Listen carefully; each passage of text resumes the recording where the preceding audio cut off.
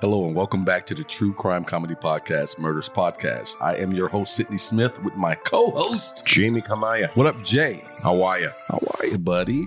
How you doing? I'm doing all right. No one cares. Thank all of you who are listening. Thank you guys. Thank you for asking. Thank you guys so much for joining us. On this podcast, we take a look at real-life murders committed by women. And they are some real murderesses out there. Yeah, some nasty ones. And we want to thank everybody who's been a continuous listener and for being a part of our crew, the Murderess Accomplices. So thank you guys very much. Before we get started, as usual, mention a couple of things. You guys can go on to Apple Podcasts, give us 5 stars. That would be awesome. Also, give us a great review. That would be awesome. Nothing. That would be awesome. Leave us a great comment as well. Also, you can check out our Patreon and support us there as well. With Jay, you're getting ready to say something maybe important. No, I have nothing important. As usual. Not an important thing has ever left past these lips. I do want to say this before we get into the podcast this week, which is going to be a good one. I think it's a good one. I found out some details in it. That's one of the things I enjoy about this show is when I get a chance to do some of the discovery on some of them and just figuring out some of the things that I didn't ever know about some of these cases. So there's some good information about our upcoming murderess, actually, of today's podcast. I think I'm saying sis because we're recording 2 podcasts. We're doing 2 today. Because you won't be here next week. But you don't get 2 today when you hear this. Yeah, you only get 1, but we're recording 2. Because you're headed back home. I'm going to Boston. Yes, to hang out with other people who speak funny. Yes, well, where I'm going back to my people, get a tune-up on my accent, get it a little thickened up. See what you guys are in. Have some chowder, some roast beef sandwiches. This is going to be, you guys are in for a real treat when he gets back, speaking with that thicker Boston accent. You say chowder? Chowder. It's funny that last Conor McGregor fight I watched when he lost and he was being interviewed by Joe Rogan sitting on the floor. I could not understand a word that was coming out of his mouth. He's been in Ireland too long. Hilarious, because I thought the same thing. Like, wait, what? Rewind. I'm like, forget it. I'll never know. It'll just be a secret. Like you should have someone off in the little box in the window. I love when they do the closed caption in English when the person's speaking English.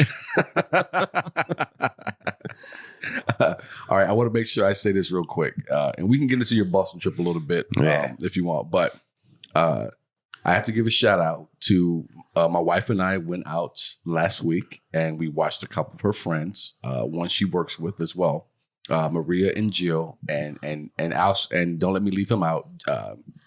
Maria's husband Josh also plays a co-ed soccer league that they play in. Adults, huh? Yeah, adults, and which was nice to kind of get out and kind of hang out and watch. It kind of got my own competitive juices going. Not to play soccer, because I haven't played soccer since like sophomore year of high school. I enjoyed it, but I haven't played it since. Yeah, it was fun to play. Yeah, but I want to play. I'd say, man, get out and play some softball or maybe get a basketball in a basketball league or something. But what I took away from it, even though I had fun, we had a great time with them afterwards, dinner and some water and some barbecue. But the girls get 2 points for every goal they hit, while the guys get just 1, and that irked me. And the women even thought it was sexist, but they all kind of said it was sexist with a wink and a smile. Yeah, like, we know it ain't right, but sexist. And then you score a goal. Like, no, I'll take the 2. We got the breasts. Give them 2 points. And I told them during dinner, I'm talking about this on the podcast because this is complete. It's bullshit. All right. We're in this society right now where everybody wants everything to be equal and everybody wants to have this and this is not. But when the advantage is to you, you seem to be okay accepting it. And it drives me absolutely bonkers. Your thoughts? Well, I think the men's goal should be 70% value of the women's goal because that would be more consistent. But every goal a man scores is 0.7. Is it? It's 0.7 goal. No, really. I just thought this was so asinine and so. I mean, something like a pickup soccer league for adults who I'm guessing are at least in their 30s, right? At least. So, I mean, I wouldn't give much thought to something like that. So I give a lot of thought to all of it. All right. I don't give a shit if it's the Olympics or if it's some backyard. You're giving the girls more points because why? Why? Because they're girls? Oh no, the girl striker, she's going to get covered extra. Like she's not scoring. If I'm defense, girl's not scoring 2 goals on me. Well, you got to watch Josh plays because I think they call Josh the Diesel or the truck or some shit. Because Josh is a big man and he doesn't care if you got a vagina or a penis. He's mowing you. He's mowing. You shouldn't have been standing there. The dude, I thought I saw him pick up a penalty card or two in a rec league. Did you get a red card 5 minutes into this co-ed soccer league? I think they built a box just to put Josh in for penalties. Get off the field, Josh. But yeah, I just thought it was complete bullshit, complete asinine. I can't believe it's 2 points. And again, the women were accepting it with a wink and a smile, like, "Yeah, we know it's sexist, well, but that's total crap, huh?" And 2 goals, right? And I think that was part of what irritated me. Irritating might be that's the right word. Fucking irritated me. And I know Jill listens to the podcast, so Jill is probably making fun of me right now about it. And Jill's going to be at my upcoming show next week, but. Jill plays. Jill's one of the players. She's one of the players. Did she score 2 goals? Wink, 1 goal. Maria, I believe, scored 4 goals. 4 goals by their count on 2 kicks. That's amazing. I looked up at the score like, it's 10-7. What the hell's going on around here? It's a football game.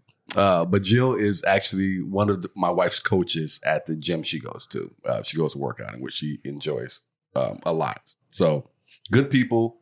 I had a great time with it. It was my first time meeting all of them except for Maria and Josh. I've known them for a couple of years now. Maria was actually at our wedding. So nice lady, nice people. All of them nice people.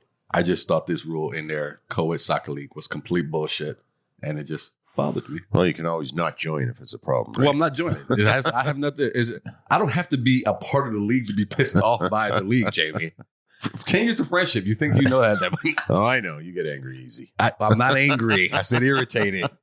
Oh, irritated. I bet those are synonyms. You know what? You know what else is? We go to thesaurus.com right now. Go. Yeah. You want to go? Put in irritated. I don't think I don't think it'll be angry. Maybe not at the top of the list, but I bet they come back with like 30 suggestions. 36, so you can pull one out of your ass. I'm going to make the one that suits my argument. All right. Oh, just something else sitting with these lovely folks. There was a lot of talk about turtle sperm. And how, that's what I said. I'm glad I was on the other end of the table, but they knew there was a lot of Cliff Clavins at the table is what a lot of fact knowers. Oh, there was a lot of information being a lot of information. My wife is a Cliff Clavin. My wife, Tamara, will just throw shit out sometimes. And I told her, I know what you're doing. You're trying to get it out of your head and get it in the mind. The more shit you can get out of your head and the mind, the happier you are. Well, we're limited. We can only store so much now. Yes. So she's got to get rid of it. But yeah, there were a lot of Cliff Clavins at the table, and there were some interesting conversations. I think turtle sperm was they can take the sperm in and hang on to it for a while, and before using it, I don't know what the hell. That's information my head doesn't need. Well, I'm doing what they did to me. They gave it to me, and I'm giving it to you, and everyone listened to this podcast. So now you can come back and say, "Hey, remind me about turtle sperm." And Jill's listening, so it can go right back to Jill. So I think she was part of that conversation as well. Jill. Yes. But yeah, other than that, man, it's been a fun week for me. We had a great time with that, but I've been on this kick. If you see my board, I'm writing a new script, section 17, and into the second draft of that, and just looking forward to sitting down, table reads, and getting to shoot that. Oh boy. What's your old boy about? I can't see nothing. You need to put it on the other wall that I look at when I'm in here. Why? Because you can't turn your chubby neck around to see what's behind you? I don't want to whiplash myself. Why don't you do what other old people do? Just turn your whole body around and look behind you. You got to save the back. Yeah, I used to be able to turn my neck, but now I can't. I can only turn from my waist up. Oh, and I can do a little bit. Ow. Absolutely. So, yeah, working on that, man. Looking forward to that. And then getting to work with Harlan Williams this weekend. So that'll be good. Oh, Harlan Williams. You like horses? Oh, girl, you sure can. Your impersonation. Fuck you, Ginger. Your impersonations of people I kill. Come on, man. That was spot on. Look, I'll let you know after I work with him. I have not had a chance to work with him live. I like his stuff. I like my favorite. I was showing Tamara yesterday, my favorite thing he's ever done, where he's the 7-minute ab guy on Something About Mary. And so I love that scene from that movie with Harlan, but looking forward to working with him at Stand Up Live and Tempe Improv. Oh, so if anyone's out in the valley, you want to come out and check out a fun show with myself and Harlan. You can do that. So what is he doing one night and then jumping over to the other one? Yeah. We're stand-up live one night, Thursday night, and then we're jumping over to Tempe Improv from Friday to Sunday.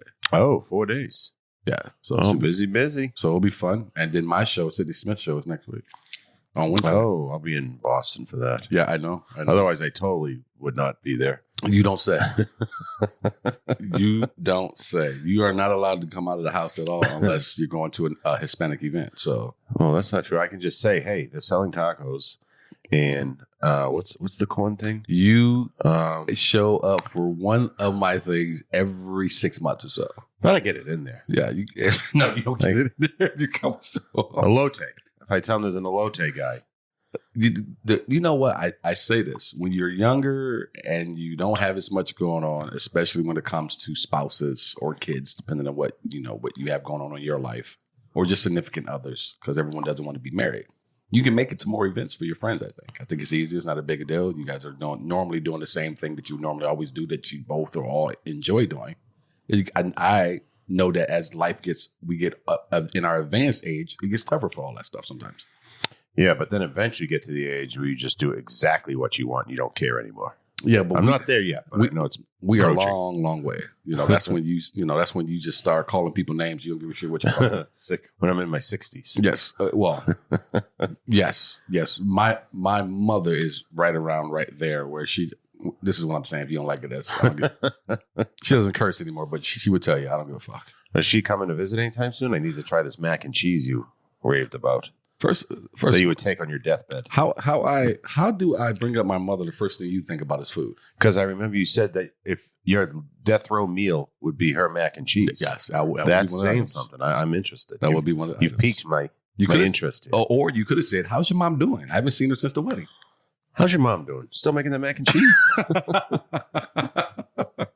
She's not coming to visit anytime soon. I don't imagine. She is deathly afraid to fly. Well, if I have a layover in Detroit, send me her address. I will make sure she knows to shoot you on site. I'll bring the breadcrumbs. She's all about guns these days. So shoot the redhead kid on site. She probably won't be out. She's only flown twice in her entire life on this planet. And that was to come to my wedding here and to go to my little brother's wedding in Frisco the year after mine. That's it. Not a fan of the plane, huh? She's not a fan of traveling too much in the first place, but just, she's afraid of flying. Though nothing happened to her on either one of the two flights she's only been on in her entire life. So, but it's everything. Oh, well, Mama Sidney, if you ever make it out here, let me know. Tag me on Facebook. I will let her know that you called her Mama Sidney. She's gonna make you cut a switch for that. You ever had a black woman whoop your ass with a switch? She's about to get it now. No, but we have these plants that used to grow up in my neighborhood, and I don't know if they're technically switches, but they're long, tall plants. And if you ripped one off and ripped the leaves off it, we'd whip the shit out of each other. Oh, like green.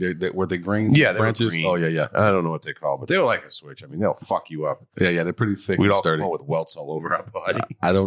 So just whooping each other's asses for fun with pretty much with something like a switch. Oh, yes. While black people were growing up in communities scared to death of a switch, out just for fun, whooping your asses with it. Yeah, we wanted to see. Weirdos. Wanted to see how it felt. You wanted to see what it like to take an ass whooping because you wouldn't get enough at home. No, not in my neighborhood. We did what we want. It's like that's what I said. We were running the neighborhood. Parents were scared of us. We grew up, for people out there who've never heard me talk about it, my mother moved us out of Detroit to a town where we'd only black family. So I prefaced the story with that. And we would have friends who came over who obviously, from what I saw, were raised differently than we were raised. Switchless. And they would come over to the house and just do shit because they wanted my mother to hit them. And it was just the weirdest shit to me. I'm like, so you want, because my mother didn't care about, she whoop anybody's kid ass. You at the house, you get your ass whooped. And if you don't like it, come by, she gonna whoop your ass too. So they would just come over because we would have things you weren't supposed to touch. We had rooms you weren't supposed to go in. Like the living room, you were not allowed to go in the living room unless you had permission. Oh, wow. And did you call it a parlor? Say again? Did you call it a parlor? No, it wasn't. This wasn't the 1800s. but for people of your ilk, I guess, Kennedy, for you Kennedys, yes, it was the parlor. But you weren't allowed to go in there. And they would go in there, and we had all these types of my mother always had these little and my stepdad had these little things that sat around you just weren't supposed to touch for different reasons. They have plastic on the couch? No, motherfucker. I didn't grow up in Compton. Plastic on the couch. But there were just certain things like in the parlor, as a Kennedy would call it. There was this brass rocking horse that you weren't supposed to touch at all or anything, because if your oils from your hands got on it, it would tarnish it. And they would just come over and touch it and do certain. It was just. I always thought it was funny that you wanted to come over and get your ass whooped by my mother, but she didn't care about kicking the kid's ass. That sounds like a fun experience. It was fun for them. They came over and chose to do the shit they were doing. So yeah, they had a good time with it. Like, you couldn't come to my house and just eat. Go in the fridge, go in the cabinet, and just start eating without asking first. Like, we could go over to their house and we would eat everything. Yep. But you God help you if you did that at my house. Oh no, we did. I mean, everyone knew where the cereal was. They knew where the peanut butter was. Oh God, no. God, no, not at my house. Don't finish off the milk, and then my mother have no milk for her coffee the next morning. Then there'd be hell on the side of that. Then there'd be a problem. Yes, you better leave an ounce of milk in there. And the milk is where Mama Kamaya. That's where we drew the line. Mama Kamaya drew it. Speaking of food, sir, you have a little something you want to share with the people out here. I didn't really want to share it. I was just making a statement that Popeye's chicken sandwich. You were about to go into some deep research on these chicken sandwiches, which I said, no, let's let the people hear this. The Chick-fil-A, you always see that thing that's online, like, what's the best chicken sandwich? It's Popeye's, Chick-fil-A, KFC. Never seen it. Chick-fil-A is by far the worst of the three. Popeye's and KFC's is really good too. Chick-fil-A, step your game up. What?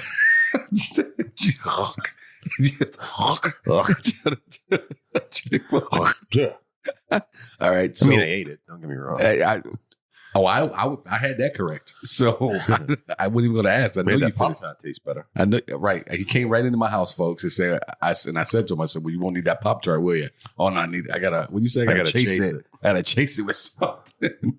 So what makes the other sandwiches better than the Chick-fil-A? Just for my own. Well, for Popeyes, the chicken was thicker.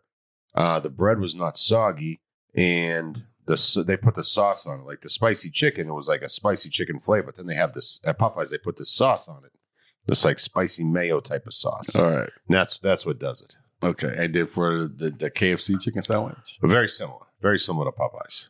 Okay, they're like 1 and 1A. All right, Chick-fil-A just stopped selling them. I can't get my head wrapped around having that chicken sandwich at Popeyes. One, because I don't eat a lot of fried food. But two, treat yourself. But two, when I do go to Popeyes, or have in the last year or so, I've only been twice in the last year or so. I used to always be, I would get the chicken tenders from them. One, I don't know what they did to these tenders. They're so small now.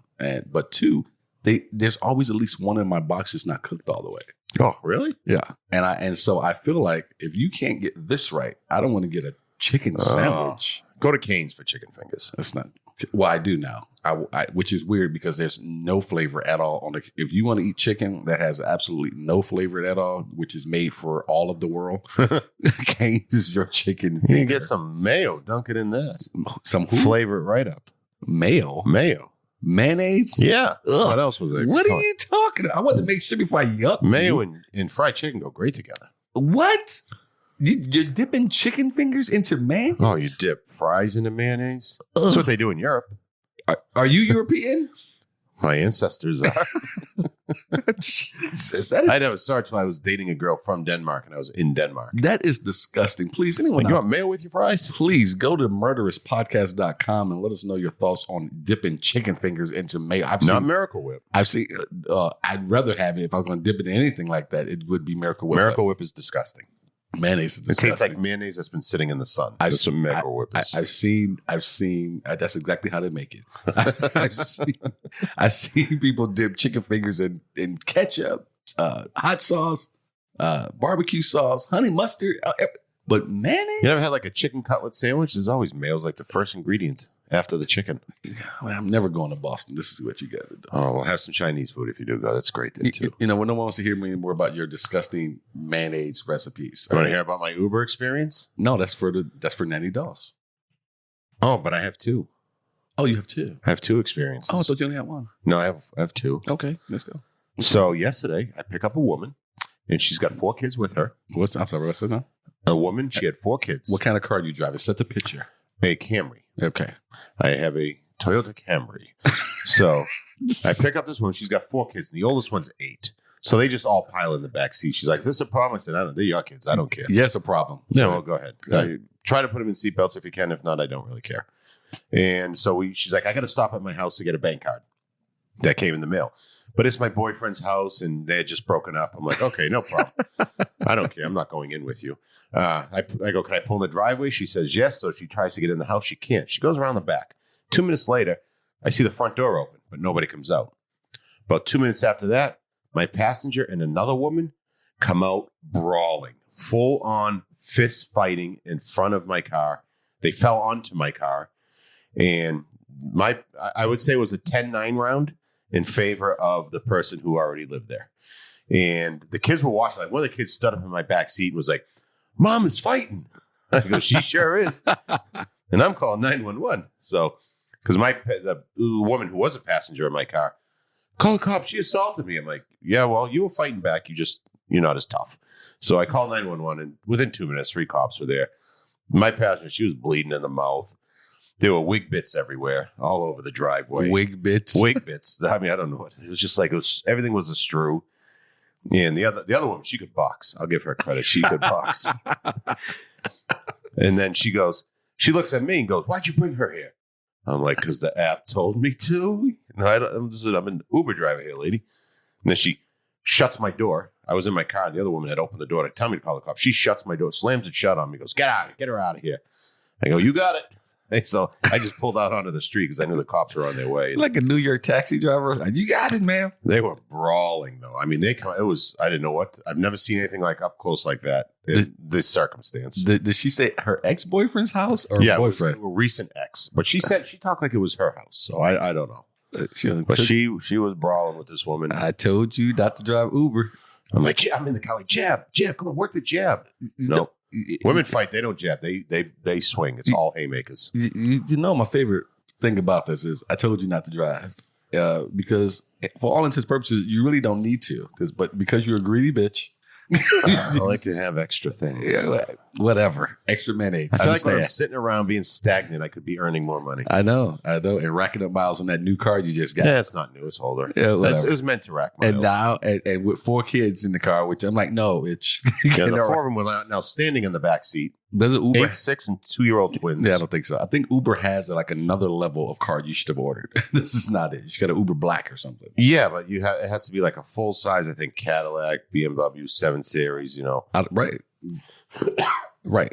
But you're going to put all the miles on something like that? Then? No, I'm not talking about you. I said she should have ordered an Uber Black is what I said. Oh, you mean one that can hold like a minivan? Yes. Oh, that holds all the extra seats. Yeah, get your ass up out of my car. Oh, yeah, that's, probably. But they were small. Like the little kids, the 6 and 8-year-old had the 2-year-old twins like on their lap and they were buckled in. I've always been, even before, and I'm not going to get into what I used to do for a living many years ago, but I've always been a stickler for how many people are in my car. I've always been, you're not piling up in my car. You know more than what you can actually. I don't want more than 2 people in the backseat of my car. I haven't. It's more of a weight thing for me. These kids are small. I mean, 8, 6, 2, and 2. So I mean, they fit in there pretty good. All right. I asked woman if she wanted to sit in the front. She said no. Well, save the next story for the next podcast. Right. We got to record today. But before we jump into today's story, I do want to let everybody know we finally have a date for our live Murderess. So for all of our people here in the Valley area, and I know there are a lot of you. I talk with you. I see you. You see me. You guys let me know how much you enjoy it. We will be doing our first live show of Murderess. Ugh. Super interactive. It won't be even more worse. Whatever. Shut up. It won't be just the 2 of us on stage telling you a story. It won't be what you hear here. When you listen to us, we're going to make it very interactive. And once you guys come out and be a part of it, those tickets will go on sale next week. And the date for the show will be September 15th. So go ahead and circle that on your calendar and get yourselves ready to come on out and be a part of the show. It's going to be a lot of fun. We're going to tell, obviously, some stories. We're going to want to hear some stories and share some memories. We're going to have some merch. It'll be a good time. So come on out. I trust you on it, Sidney.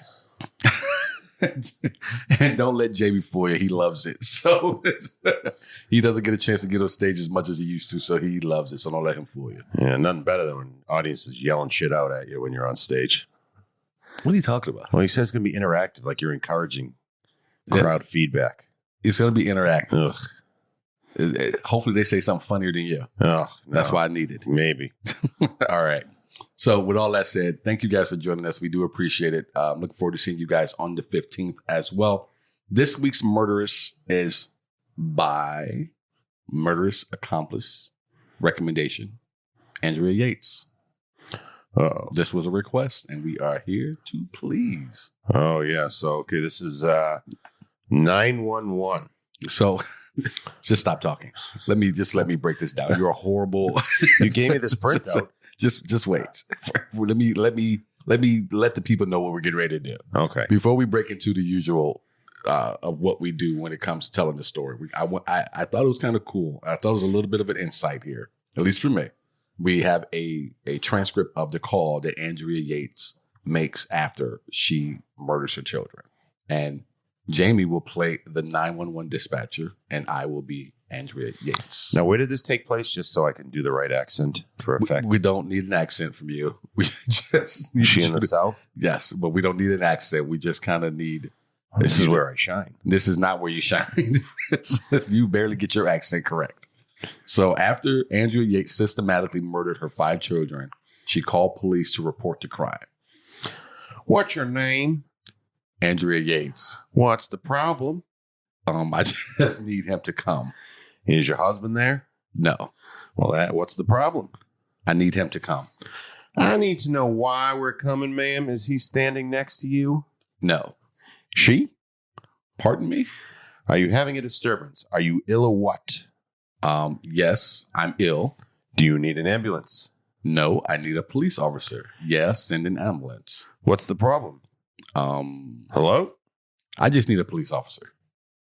I think you could have done a better Andrea voice. I think you could have just did your voice. So this is the chick that drowned 5 kids. Yes. If you want to go back and read and do and you want to do it yourself, do Andrea Yates and the dispatcher. I don't want to lose listeners. All right. So Andrea Yates is a former Houston, Texas resident who killed her 5 children on June 20th of 2001. This sounds fun. By drowning them in the bathtub in her house. She had been suffering from some time with very severe postpartum depression and postpartum psychosis. Her case placed the Manhattan rules with the irresistible impulse test, a legal test for sanity, under close public scrutiny in the United States. When Jack was born, was there any of this that you guys went through at all after the birth of Jack? Like, did his mother go through it or did he go through it? Obviously not him, and obviously not you. Are you stressed? No, I didn't go through it. I don't believe she went through it either. And you don't go through it. Well, if I want to, I can. So it's dork. Andrea Yates was born in Houston, Texas. She is the youngest of 5 children to Judah Karen Kohler, a German immigrant, and Andrew Emmett Kennedy, whose parents were born in Ireland. Yates was raised in a Catholic household. She graduated from Milby High School in Houston, Texas in 1982. She was the class valedictorian, captain of the swim team, and an officer in the National Honor Society. So there, when I first got into this, I had no idea that she was accomplished as a young lady. Little smarty pants, it sounds like. Huh? Yeah. And, and captain of the swim team. That is saying something. Yeah, absolutely. Student athlete. Yes. Yates completed a 2-year pre-nursing program at the University of Houston and graduated from the University of Texas School of Nursing. From 1986 until 1994, she worked as a registered nurse at the University of Texas MD Anderson Cancer Center. In the summer of 1989, she met Russell Rusty Yates at the Sunscape Apartments in Houston, Texas, 2 months her junior. They soon moved in together and were married on April 17, 1993. And they announced that they would seek to have as many babies as nature allowed. Oh, wow. That's quoted there. Is nature allowed? That's, nature will allow several. I never understand the mindset of people who think that, let alone say that out loud. Yeah. That we just want to have this robotic mentality that's out of your control type of thing. But I've never been one who wanted a house full of kids running around. No, that's why I stopped at 1. Well, Is that really why you stopped at one? That you two did not want to have a? No, that was it. I was already in my 30s, so I wasn't going to start cranking them out at that point. Was that a mutual decision at the time? Yeah, absolutely. Because you're her junior, so yes, yeah, and I was 32, and so she was coming up on 35 when he was born. Right. So yeah, that was one and done. Okay. Afterwards, they bought a 4-bedroom house in the town of Friendswood. In February 1994, the couple's first child, a son named Noah, was born. Shortly thereafter, Rusty accepted a job offer in Florida, so the family relocated to a small trailer in Seminole. By the birth of their third son, Paul, they settled back to Houston and purchased a GMC motorhome. Oh, well, you found the stressor. Again, there's things here that, when you're younger, when this first took place, we were a lot younger. And you hear it on the news and you think, what was the obvious? This is horrible. This woman killed all 5 of her kids, and then you have these conversations with how could this happen and so on and so forth. But when you're younger, I don't think, unless you really want to, you don't dig in and find details. And so one of my pleasures of doing this podcast, I've said it once before, I'll say it again, is discovering these details that I didn't know and talking about them with you. And this one here drove me nuts because as a husband, I feel like, and for women out there, don't get yourselves all upset about what I'm getting ready to say, but as a husband, my first job is to make sure I put my wife in a position of comfortability. You know what I mean? Of course. Not in a situation where we're living in a motorhome somewhere. I took a job. You can take a job anywhere. Why do you have to take a job where you're living in a trailer or living in a motorhome? Right. You can get an apartment at least. And there's only 2 of us. God forbid I did it. We had multiple kids running around. Right. And so, I mean, we'll get into more of the story, but man, this guy irritates me and I don't even know him just reading this paragraph. Well, the name Rusty alone irritates me. Well, yes. I knew a guy named Rusty. He was a piece of work. All right. So following the birth of their 4th son. So there are 3 kids Yeah. in this motor trailer and then motorhome. So following the birth of their 4th son, Luke, Andrea became depressed. I see a pattern with these names. The media alleged that her condition was influenced by the extremist sermons of Michael Peter Warnicki, the preacher who sold them their bus. Oh, I got it. Her family was concerned by the way that she was so captivated by the minister's words. On June 16, 1999, Rusty found Andrea shaking and chewing her fingers. The next day, she attempted to commit suicide by overdosing on pills. She was admitted to the hospital and prescribed antidepressants soon after her release. She begged her husband to let her die as she held a knife up to her neck. She should have let her.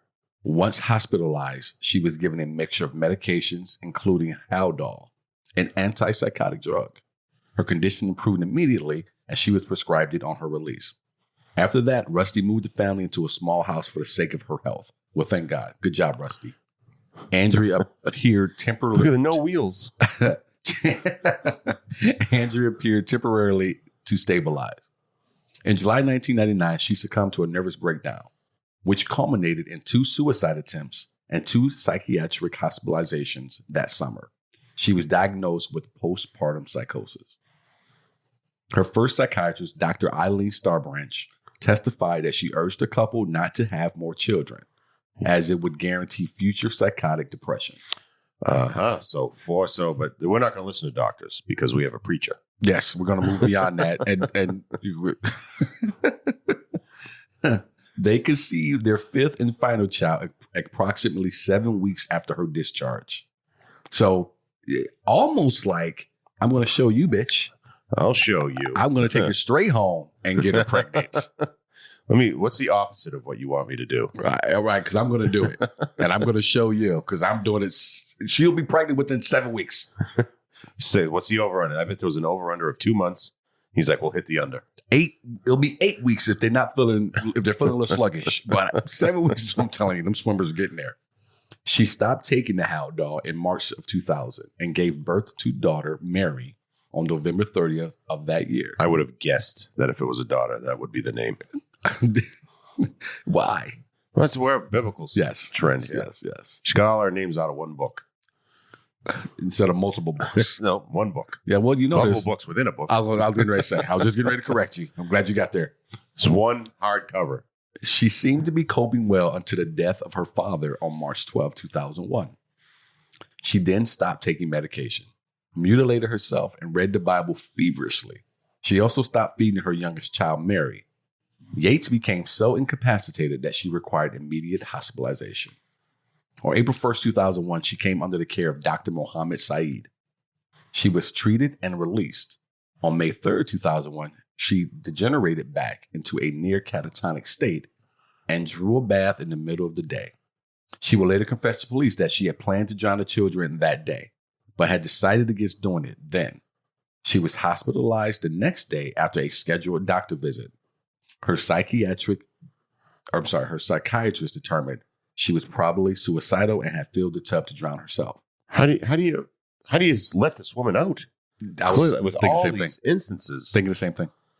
I think with a lot of these stories, especially when it comes to kids being killed by their mothers, I think that's the thing we always ask. How did you let it get to this point? They're like so many. You guys are missing so many steps. I feel like there was some breadcrumbs left here. Yeah, you guys, and you're stepping over them. Now you're picking them up. Like you're stepping over like muffins, not even crumbs. Like there's a cake. You walked over a cake, a big blueberry muffin, chunks. Is that carrot cake? Get that out of the way. No one likes carrot cake. I like carrot cake. There's no nuts in it. Oh my God, you eat anything? Pretty much. You know what? I should not even be surprised. You eat chicken tenders with mayonnaise. And chase it with a Pop-Tart. My Pop-Tarts. Our Pop-Tarts. Right? You come in my house. Oh, we got more Pop-Tarts. We don't have anything. Well, we eat them. You eat them. So Yates continued under Dr. Saeed's care until June 20th, 2001, when Rusty left for work, leaving her alone to watch the children against Dr. Saeed's instructions to supervise her around the clock. Good job, Rusty. Rusty's mother, Dora Yates, had been scheduled by him to arrive an hour later to take over for her. In the space of that hour, she drowned all 5 children. God damn. She started with the youngest boys, and after drowning them in her bathtub, laid them in her bed. She then drowned Mary, whom she left floating in the tub. Her oldest son, Noah, came in and asked what was wrong with Mary. He then ran, but she soon caught up with him and drowned him. She then left him floating in the tub and laid Mary in her brother's arms. Afterwards, she called the police, and then she called Rusty, saying only, "It's time," repeatedly. Oh, it's time, Rusty. You need to go drown that bitch yourself. So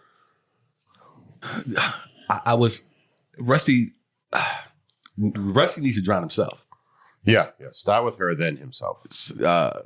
And I'll save that for the end. But Rusty should have been on trial. Yeah. No, he absolutely should have. I remember this story, and they showed him walking into the courtroom to ask for the death penalty for his now ex-wife. Well, I don't know if they were married or not, but to ask for the death penalty. And I just remember, like, where were you, dude? Right. You know, and when we do these stories, I always have some compassion to a woman's background, you know, the struggles. There's always something that led to this, but when it comes to like children like this, I can't get past it. Yeah, we always feel a certain something for some of the murders that we cover. And we always feel something for the kids. But you're right. For me, probably because I love to analyze things.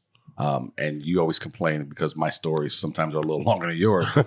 But I like to really get in and see what's going on both sides, especially when it's something like this.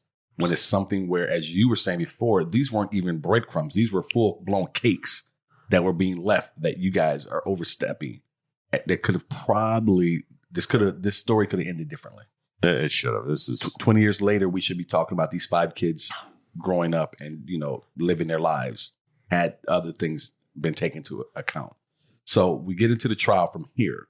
Yates confessed to drowning her children. She told Dr. Michael Wellner that she waited for Rusty to leave for work that morning before filling the bathtub because she knew he would have prevented her from harming the children. Well, you don't say. After the killings, police found the family dog locked up. Rusty advised Wellner that it had normally been allowed to run free and was so when he had left the house that morning, leading the psychiatrist to conclude that she locked it in a cage to prevent it from interfering with her killing the children one by one. Yeah, because the dog would have done anything to protect those kids. I'm sure it would have. Although the defense's expert testimony agreed that Yates was psychotic, Texas law requires that in order to successfully assert the insanity defense, the defendant must prove that he or she could not discern right from wrong at the time of the crime. She admitted to knowing, waiting for us to leave. That's premeditation. Yeah. That eliminates insanity, doesn't it? I don't know if that, to me, I don't know. See, if we were on that jury and sitting there, you and I don't know, these people would probably, till today, we probably still I'd have her swinging from her rosary beads. Right, and I'm not sure I would have. In March 2002, a jury rejected the insanity defense and found her guilty. Although the prosecution had sought the death penalty, the jury refused that option. So they split the baby on this. Yeah. Because it's very rare, I believe, in Texas to be found guilty of murder and you don't get a death penalty. Yeah, yeah. They love to. Right. They love to string them up. So I think the jury cut the baby on this one. Cut the baby in half. The trial court sentenced Interesting analogy you used there for this case. Oh my gosh, it's one that's being used since the biblical times. I don't know. Yeah, another one. Hey, you on a roll? The trial court sentenced her to life imprisonment in the Texas Department of Criminal Justice with eligibility for parole in 40 years. On January 6, 2005, a Texas Court of Appeals reversed the convictions because California psychiatrist and prosecution witness Dr. Park Dietz admitted he had given materially false testimony during the trial. Dietz stated that shortly before the killings, an episode of Law & Order had aired featuring a woman who drowned her children and was acquitted of murder by reason of insanity. Author Suzanne O'Malley, who was covering the trial for Oprah magazine, had previously been a writer for Law & Order, immediately reported that no such episode existed. The appellate court held that jury may have been influenced by his false testimony and that thus a new trial would be necessary. Dude, what are you doing? Why are you just making shit up while you're on the stand? Right. She's serving this up to you. She admitted premeditation, like she admitted to what she did. I mean, how much do you need? This is, okay. The stupidity of people. You don't, just walk a straight line. That's all they need you to do. Just walk a straight line. They don't need you to walk on your hands. Serving it up for you. Right. You don't do backflip. Just walk the straight fucking line. On January 9th, 2006, Yates again entered pleas of not guilty by reason of insanity. On February 1st, 2006, she was granted release on bail on a condition that she be admitted to a mental health treatment facility. On July 26, 2006, after 3 days of deliberations, Yates was found not guilty by reason of insanity, as defined by the state of Texas. She was thereafter committed to the North Texas State Hospital, Vernon campus. In January 2007, Yates was moved to a low-security state mental hospital in Kerrville, Texas. Although psychiatrists for both the Texas state prosecutors and Yates' defense lawyers agreed that she was severely mentally ill with one of several psychotic diseases at the time she killed her children. Well, thanks for that. The state of Texas asserted that she was, by legal definition, aware enough to judge her actions as right or wrong despite her mental defect. Yeah, she knew drowning kids was wrong. She probably would have learned that in her nursing class, at least, that like people will not survive being held underwater. I get what you're saying, but could she be mentally incapacitated enough to have said, this is what I'm doing, even though I know it's wrong? Yeah, but I guess, but she's so fucked in the head that I don't know. She knew what she was doing was wrong. There's no way. I'm sure she had a breakdown somewhere that separated the reality of what she was doing from the actual consequences. I'm sure, but there was enough there. She waited. She was premeditated. I mean, she knew murder was wrong, especially someone as into the Bible as she is. Isn't that the first commandment? Okay. Oh, that's after the 3 God commandments, right? Number 4, thou shalt not kill. Take it easy, atheist. No, I'm saying to her, if she knows these commandments. Well, I mean, you're getting very upset over here. Well, she just, which I like. People like this piss me off. Well, and I like that. Bring that venom. That's what I say to Yates. Tamara, throw a Pop-Tart in here. He's getting outrageous. Hey, what happened? Yeah, calm down. So the prosecution further implied spousal revenge as motive for the killings, despite the conclusion of defense experts that there was no evidence to support such a motive. So let me read that again. The prosecution further implied spousal revenge as motive for the killings, despite the conclusion of defense experts that there was no evidence to support such a motive. I don't even know how that even comes into play. Like she was trying to get back at her husband to kill the kids? This doesn't even make sense to me. So although the original jury believed she was legally aware of her actions, they disagreed that her motive was spousal revenge. The jury in 2006 completely disagreed with the prosecution's assertions, and her earlier conviction for 2002 was overturned. Spousal revenge, I don't see how you try to connect that. That is you almost, as a prosecutor, you walked in and didn't want to say that this had anything to do with her mental state or issues that she was having. You just wanted to create something else. So the prosecution is saying that that's why she was doing it. That's what they did. But she's so fucked in the head with that, all those hospital visits. I'm like, why would you even go that route? You know, she's clearly messed up. Point taken, point made. You wanted to ignore what you probably already had down as facts and try to pull something out of your ass. And spousal revenge was what it was. At the end of the day, just getting her off the street, right? That's the important thing. That she's never free again, whether it's in a hospital or a jail. I do agree with that. So Andrea was bulimic during her teenage years. She also suffered from depression, and at the age of 17, spoke to a friend about suicide. While in prison, Andrea stated she had considered killing the children for 2 years, adding that they thought she was not a good mother and claimed her sons were developing improperly. She told her jail psychiatrist it was the 7th deadly sin. My children weren't righteous. They stumbled because I was evil. The way I was raising them, they could never be saved. They were doomed to perish in the fires of hell. She also told her jail psychiatrist that Satan influenced her children and made them more disobedient. It's not true. Children are innocent. Get them baptized and they're free of all that shit. Isn't that how it works? I don't know. I'm trying to recall something from the 12 years of Catholic school that I had. Do better. do better. So Russell Yates, according to trial testimony in 2006, Dr. Saeed advised Rusty, a former NASA engineer, not to leave his patient unattended. However, he began leaving her alone with the children in the weeks leading up to the drownings for short periods of time, hoping to improve her independence. Again, like you said earlier, I'm not going to listen to the guy who has all the degrees on the wall. I got this figured out.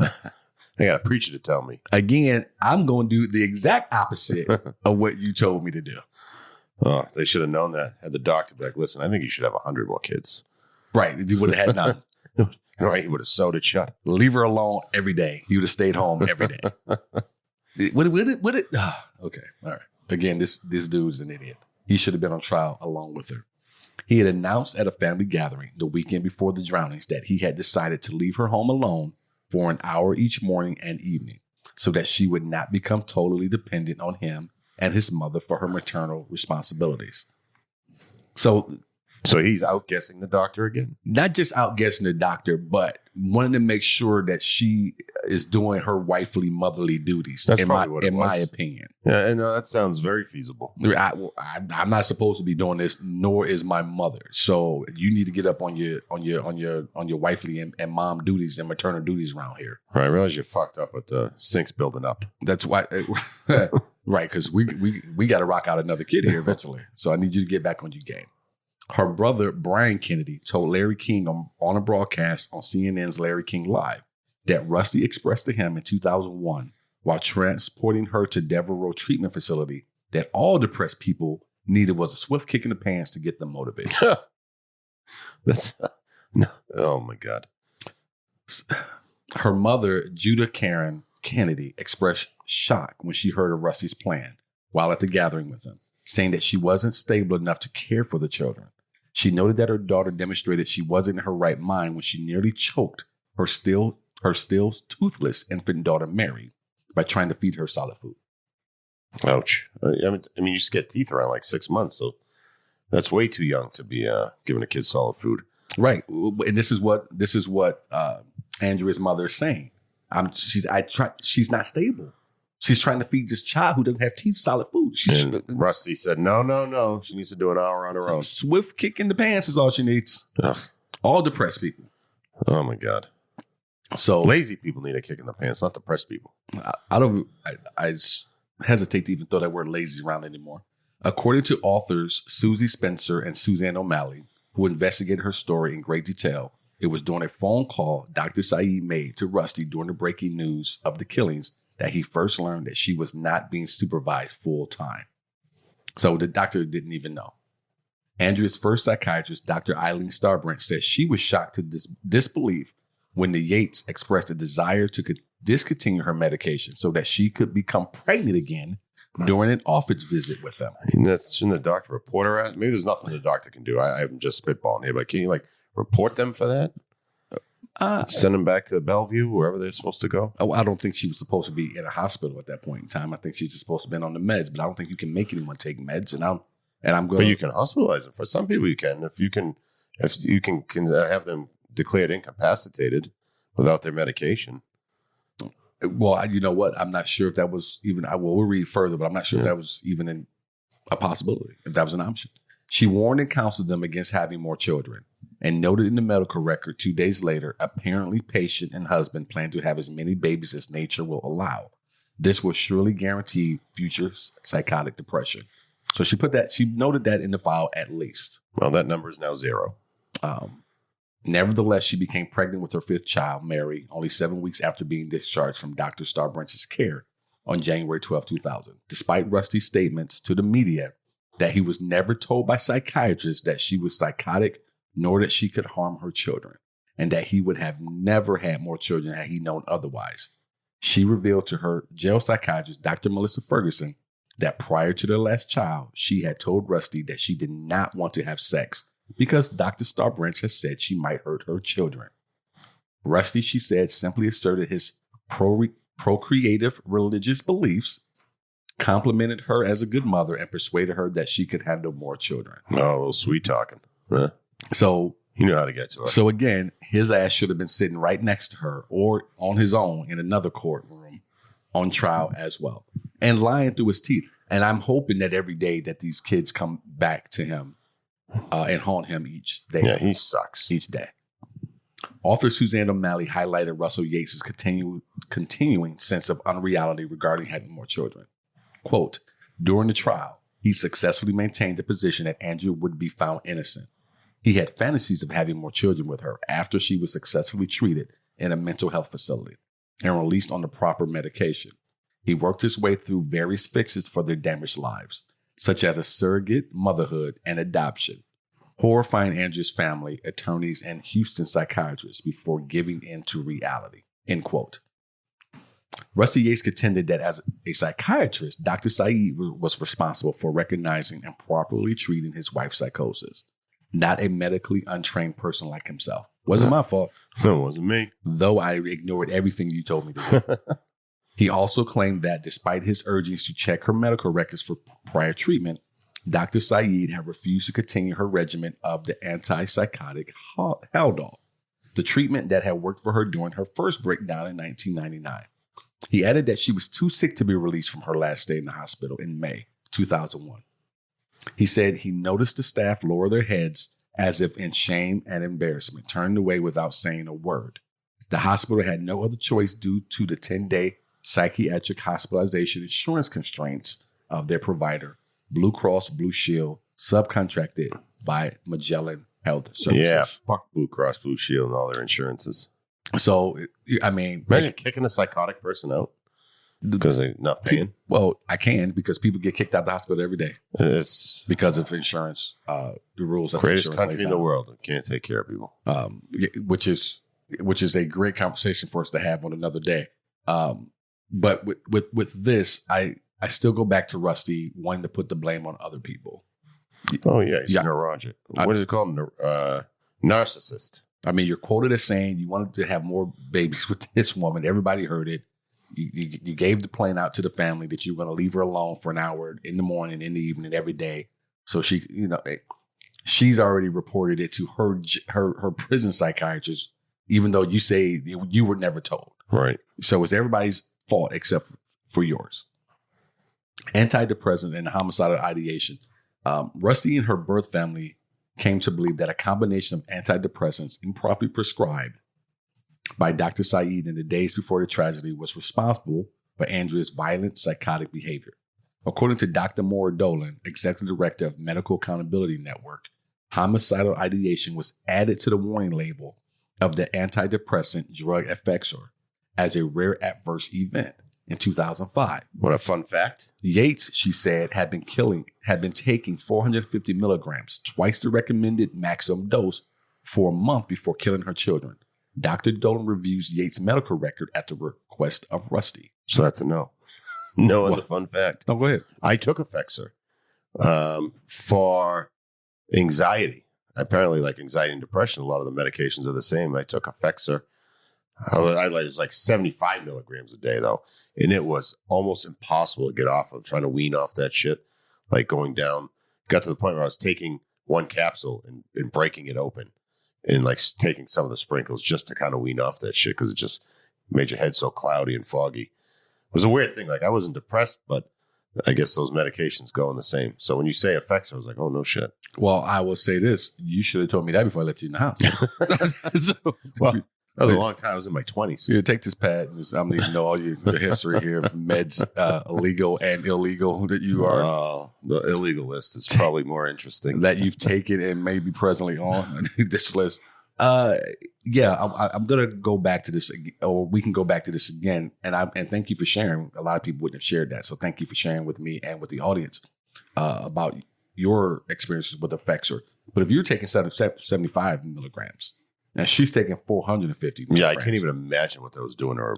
Which is twice the recommended maximum dose. But it said that it was, Rusty Burr family came that it was probably prescribed. But it wasn't until later that they changed the side effects or added to the side effects. So I don't know if he missed it or didn't get the update on it. But they say that could be why she got the homicidal ideation. Yeah, this was in the late 90s she was taking it, or early 2000s? 2005. Oh, that's when she was off. That was about the same time. Was added to the warning label, antidepressant drug effects as a rare adverse event in 2005. I'm sorry, was when they added the homicidal ideation to the side effects. Does that change anything for you? No, I mean, I got on. I guess it worked at the time and just helped with my anxiety. I remember when I first took it. No. Does it change anything for you knowing that she was on this and being prescribed twice the recommended maximum dose at the time? No, I mean, she was it 450? Is that what you said? 450 milligrams. Okay, that's about 6 times as much as I was taking. So I mean, that's not even on the same scale anymore. But twice as much as the recommended maximum dose. So the 225 milligrams is the recommended max. She was being prescribed or had been prescribed twice that. I don't know. The recommended amount of ibuprofen is 400 milligrams. People take 800 all the time. Come on, man. She was taking the 450 because that's what was prescribed. The recommended maximum dose was 225, and even with that, it had a side effect of homicidal ideation. Right. Well, that's on the doctor at that point. I mean, you trust a doctor to give you something stronger. Absolutely. Right. I'm saying, but can you see maybe we're taking this medication? Well, yeah. Yeah, that's what I was asking. And especially if you try to come off it, and I couldn't come off that cold turkey at 75 milligrams. Never mind 6 times that. That's insane. Those are just insane numbers. Right. So Dr. Lucy Pouyer, an expert witness hired by the Yates defense team, countered their contention regarding the administration of her antidepressants, saying the dosages prescribed by Dr. Saeed are not uncommon in practice and had nothing at all to do with her emergent psychosis. She suggested rather that her psychosis returned as a result of the Haldol having been discontinued by her doctor 2 weeks earlier. The oral form of haloperidol, Haldol, takes 4 to 6 days after discontinuation to reach a terminal plasma level of under 1.5%. Meaning it's out of your system? Yeah, a medical standard for complete elimination of a drug from the body. So that's what they're contending. I probably go with the former in terms of the Effexor, as opposed to taking her off of the Haldol. But I'm not a doctor either. But hey, Rusty Yates is just throwing shit out, so why should not? Between Rusty and the preacher. Speaking of, media outlets allege that Michael Peter Warnecki, a traveling preacher, my favorite kind. Is there any other kind? Whom Rusty had met while attending Auburn University, bears some responsibility for the deaths due to his fire and brimstone, quote unquote, message and certain teachings found in his newsletter, The Perilous Times. Oh, he's just a rainbow and just a ball of sunshine that they had received on occasion and which was entered into evidence at the trial. However, both Rusty and Michael reject these accusations. Rusty said that his family's relationship with the Warneckis was not that close and that Warnecki did not cause her delusions. Michael maintained that his correspondence with them was with the intention of helping them strengthen their marriage and find the love that he says his own family found in Jesus. Both men agreed that the alleged connection between his message and her mental state was nothing more than media creative fiction. The adherence of the Yates family to the principles of the quiverful lifestyle, which I've never heard of, which encourages couples to have many children, has been posited as a factor contributing to the mental and emotional stress that she experienced. I changed my mind. I don't want to try it. Some sources have suggested the lack of community may have contributed to her isolation. I do believe that whether he directly or indirectly, this pastor played a role in it. Rusty played a direct role in it. If this is the teaching, look, I grew up in the church, and I'm related to a lot of people. When you're in the church, this is what you live. This is what that man or a woman in 2021, when they stand in that pulpit, what they spew is what these masses listen to. Now, some listen to it because it's Sunday and I need to just show God that I showed up. But a lot of them, sounds like Rusty here, take it in, they hold on to it dearly like it's life and death, and they live their life according to that. And what Rusty was saying, as far as having more kids, obviously sounds very close to what he was being taught with this quiverful lifestyle. I mean, you ever seen a picture of Andrea Yates? I have. Yeah, she couldn't do much better than Rusty. Just to be honest. Just that one. What are you doing? I was going to attack this woman because I hate her. You can't. Oh my God! I can't believe you keep attacking this woman. So Yates' 2002 conviction of capital murder and sentenced to life in prison with the possibility of parole after 40 years was later overturned on appeal. On July 26, 2006, a Texas jury found that Yates was not guilty by reason of insanity. She was consequently committed by the court of the North Texas State Hospital, Vernon campus, a high-security mental health facility in Vernon, Texas, where she received medical treatment and was a roommate of Dina Schlosser, another woman who committed filicide by killing her infant daughter. In January 2007, Yates was moved to a low-security state mental hospital in Kerrville, Texas. I wonder if we can go visit her and do like a part 2 to this. Well, that would be nice, but I don't think I want you anywhere close to her. I don't think she would. Well, I'm sure we wouldn't be. There'd be separation of glass or something. Yeah.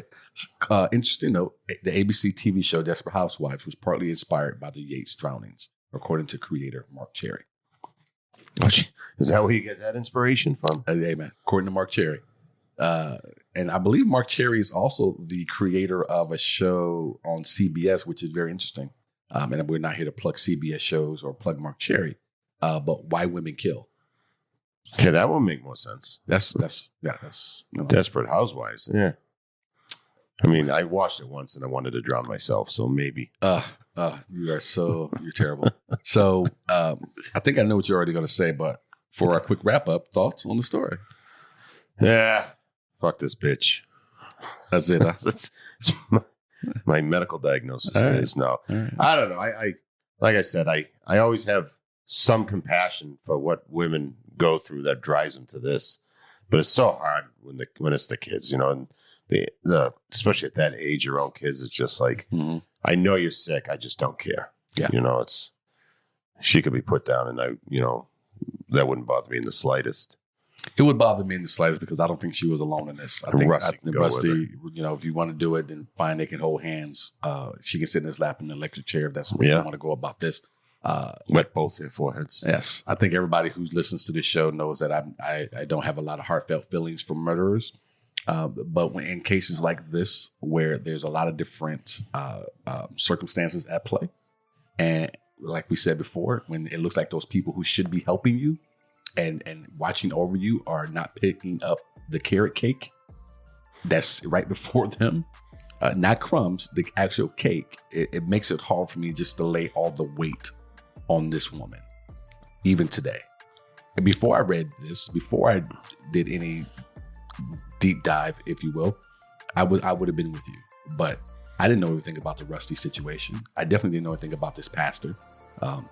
So I'm less ignorant to the story. So I think I have a different take on it. And you get more detail about the different stints in the medical institutions there and the psych wards, I guess, for lack of a better term. So she's certainly not alone.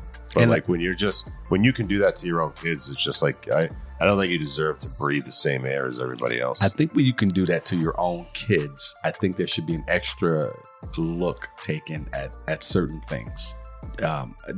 Granted, God has allowed some people to be birthed into this world who could kill their kids without any issue for very selfish reasons, so on and so forth. The list goes on and on. But I do think for something like this, she had definitely some things going on. And again, I gotta lay a lot of weight on that husband of hers. Yeah, no, he didn't help. Not following the doctor's orders, At every turn. And that arrogance, I think she needs to be able to handle her woman duties for an hour on each end of the day. And then to go back and say, I didn't listen to that, but go back and say it's his fault. Yeah.